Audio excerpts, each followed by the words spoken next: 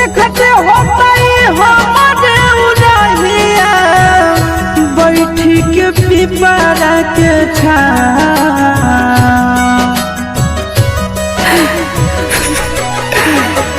देखते होतई हमारे उड़हिया बैठी के पिपरा के छाँव। रुक रुक रुक अरे टरेनिया, रुक रुक रुक रे टरेनिया, ले ले चल जनुआ के गाँव। रुक रुक रुक रे टरेनिया, ले ले चल जनुआ के गाँव। रुक रुक रुक रे टरेनिया।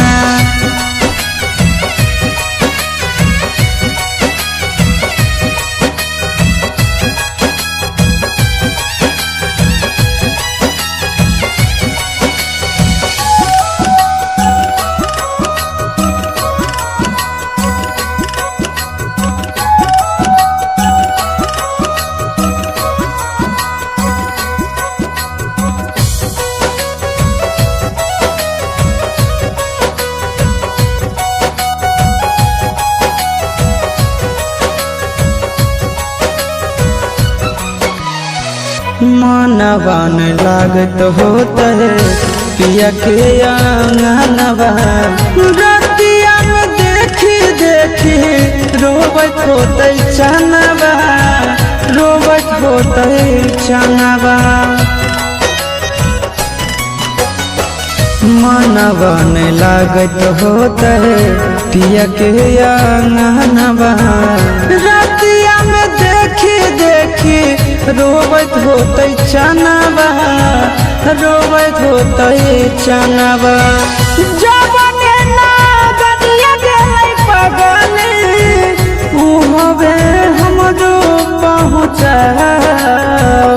रुक रुक रुक रे टरेनिया, रुक रुक रुक रे टरेनिया, ले ले चलो जनुआ के गाँव।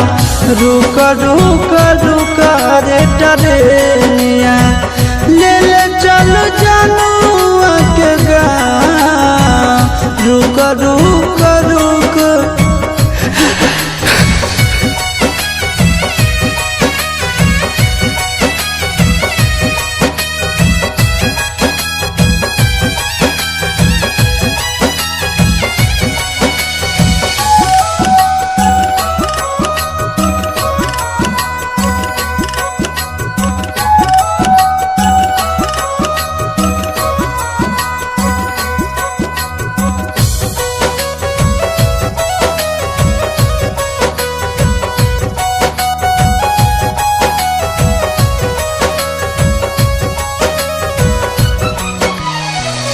फोनबो नहीं कैला कहीं नहीं भेजले कई खबरिया।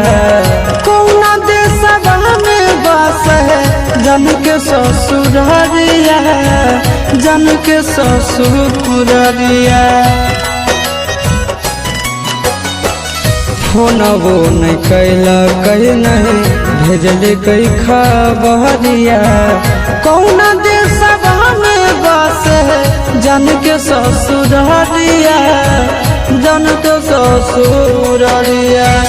गोरे ललते बुझे मजबूरी बताईती है आशीष के नाम। रुक रुक रुक रे टरेनिया, रुक रुक रुक रे टरेनिया, ले ले चल जनुआ के गाँव। रुक रुक रुक रे टरेनिया, ले ले चल जनुआ के गाँव। रुक रुक रुक रे टरेनिया।